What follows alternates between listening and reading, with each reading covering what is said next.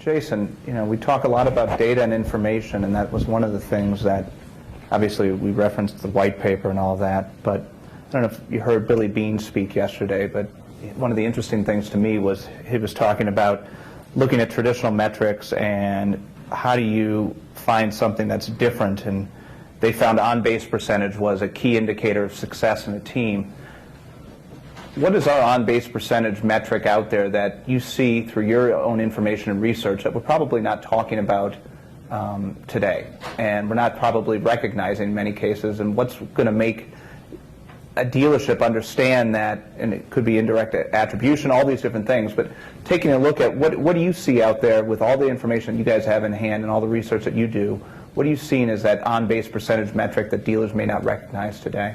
Jason, if you have two of them, give them the second best one. And just then whisper. We'll go to dinner again tonight, and we'll have a little bit more wine, and we'll have that, yeah.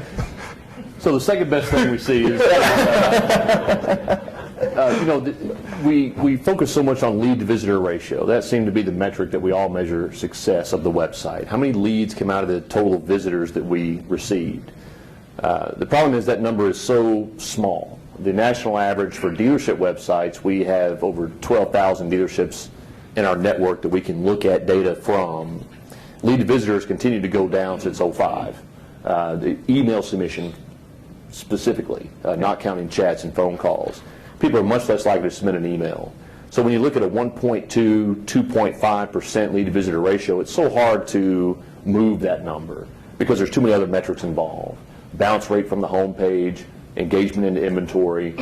But I can say one thing that's been interesting that we saw as a measurement of success in all marketing, as we talked about combining traditional and digital, is people who type in the URL.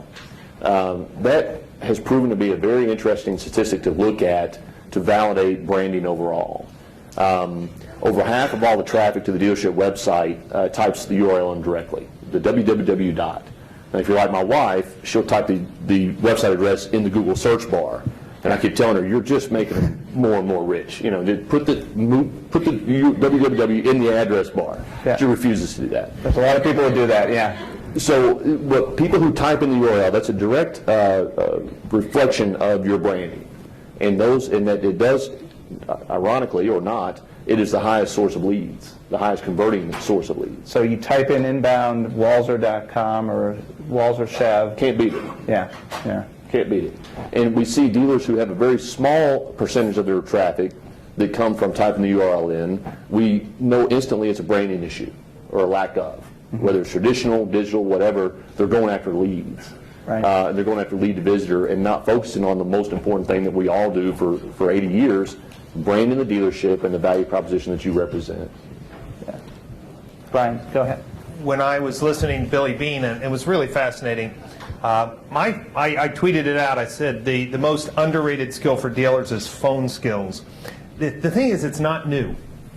But if there was one metric that I could go into a dealership and double their internet department's sales rate within 60 days, which is really what he was talking about, right? How do you identify talent that's under the radar? I would say I would take anybody on a bet, and it's the number one thing would be phone skills. And it's so old.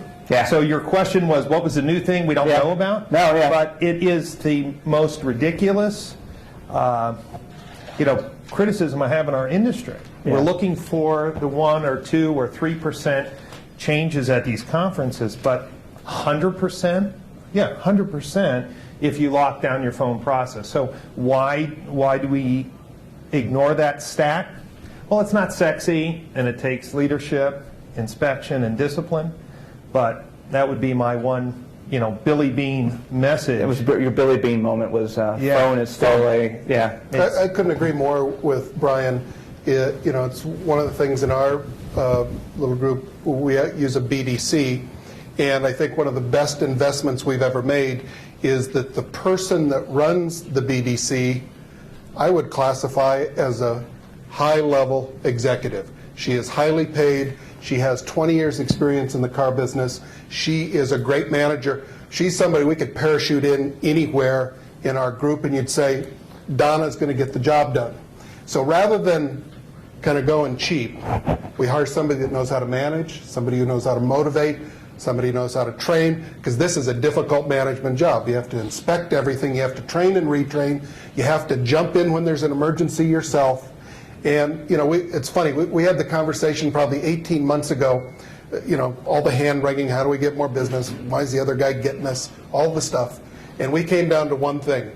If we could set appointments on the phone, nothing else would matter. Nothing. Yeah. We got enough leads, we got enough customers, we got enough stores, we got enough cars, we got enough everything. We can't talk to people on the phone and get them to come see us. Right. I'm not saying we got it solved, by the way, but you're right as rain on that. Yeah. Is there any way we can work big data into that? It'd feel better to me. Yeah. Yeah, no, yeah, I mean, Big phone data. yeah, phone, but I think the ability and